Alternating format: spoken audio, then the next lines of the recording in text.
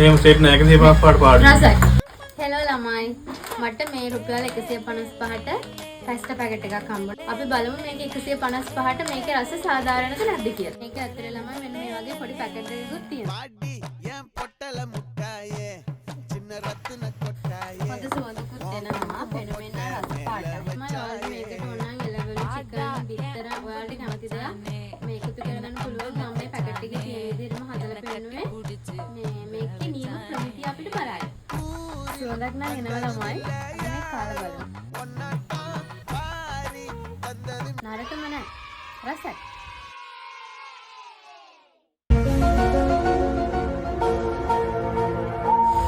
මේ ලොකු සෙට් එකක් නෑ රසයි. රසයි ළමයි. මට නරහන. නෑ මට රසයි.